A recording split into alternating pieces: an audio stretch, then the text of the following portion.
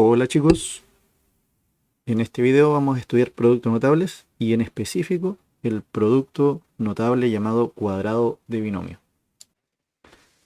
Como en todo producto notable, la finalidad de aplicar esta fórmula es llegar a la solución mucho más rápido a que si lo hiciéramos multiplicando polinomios. Sin embargo, es importante recordar que todos los productos notables solamente se pueden aplicar si es que cumplen determinados requisitos. En este caso, el requisito que se debe cumplir es que la expresión tenga esta forma: un binomio elevado al cuadrado, o a más b elevado a 2. Tal como podemos ver, la fórmula del cuadrado de binomio nos pide lo siguiente: que el resultado tenga el primer término al cuadrado, más el doble del primero por el segundo, y por último, el segundo término al cuadrado. Como el primer y segundo término pueden variar según el tipo de problema que tengamos que resolver, en este caso nosotros siempre partiremos anotando la fórmula con los paréntesis en blanco. Es decir, vamos a dejar un espacio para el primer término al cuadrado, luego vamos a sumar el doble del primero por el segundo, y finalmente vamos a sumar el segundo término al cuadrado. Esta fórmula siempre se va a aplicar, pero lo que van a variar en cada caso serán los términos que se apliquen.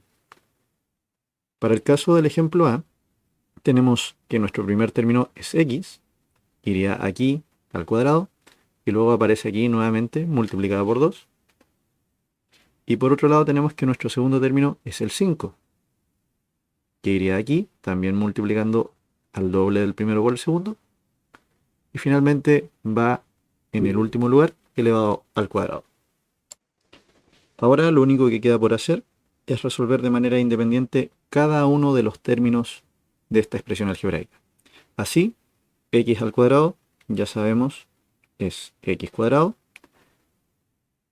Luego en el segundo término podemos multiplicar 2 por 5, quedando entonces 10, que a su vez queda multiplicado por x. Y finalmente sumamos 5 al cuadrado, que es 25. El ejercicio termina aquí, dado que ni x cuadrado, ni 10x, ni 25, ninguno de ellos son términos semejantes entre sí. Por lo tanto, el ejercicio está completo. Una duda frecuente que suele aparecer a la hora de estudiar el cuadrado de binomio es: ¿qué sucede si alguno de los términos es negativo? Bien, como veremos ahora en el ejemplo B, no habrá mucha diferencia.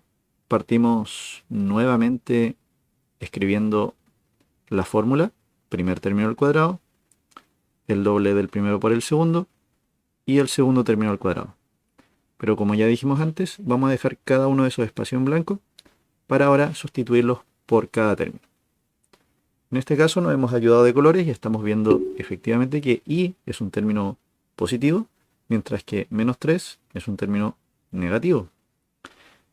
Primer término va al cuadrado y también aquí multiplicado por 2. Y luego segundo término, considerando el signo, esto es importante, menos 3 va a ocupar los dos últimos lugares. Resolvemos al igual que antes y tenemos ahora y al cuadrado. Luego, en el segundo término, vamos en orden y primero pensemos en el signo.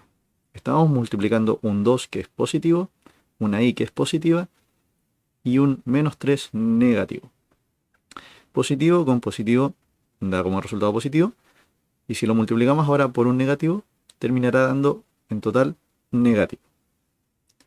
Luego pensemos en los números. 2 por 3 da como resultado 6, y el único factor literal que quedaría es la i. Por último, tenemos que sumar el menos 3 al cuadrado. Aquí es importante que recuerden que si tengo un número negativo dentro de un paréntesis elevado al cuadrado, este siempre quedará positivo. Pues, por ejemplo, como sería en este caso, menos 3 al cuadrado representa menos 3 por menos 13. Y como sabemos, negativo con negativo es positivo y 3 por 3 es 9. Así que en este caso no es necesario preocuparse por el signo. Terminando nuevamente aquí el ejemplo. Acabamos de ver entonces cómo aplicar la fórmula para dos términos positivos, para uno positivo y uno negativo, pero ahora también podría surgir la duda de cómo aplico la fórmula si es que ambos términos son negativos. Bueno, como ya se imaginarán, el método no va a cambiar mucho. Comenzamos nuevamente escribiendo la fórmula tal como lo hemos hecho antes, con los espacios en blanco, donde irá el primer término al cuadrado, el doble del primero por el segundo y el segundo término al cuadrado. Primer término aquí es menos z, que se repetirá en los primeros dos espacios, y luego el menos 10, que se repetirá en los últimos dos espacios. Y nuevamente, recordar colocar dentro de cada paréntesis respectivo el signo de cada término, para que nuestro cálculo no quede con errores. En este caso, ya lo dijimos antes, si un término negativo es elevado al cuadrado, podemos despreocuparnos del signo, pues ya sabemos que ese resultado será positivo. Y luego tenemos el segundo término, donde siempre tenemos que verificar con cuidado qué sucederá con el signo. Aquí tenemos positivo, negativo y negativo. Bien, positivo con negativo da negativo, y si lo volvemos a multiplicar por negativo, negativo con negativo me da positivo, resultando en total un signo positivo. Luego pensemos en los números. 2 por 10 me da 20. Y la única letra que tenemos aquí es Z. Y finalmente, 10 al cuadrado, ya sabemos que es 100. Y este quedará positivo por las razones que ya hemos expuesto antes. Terminando así el ejemplo C.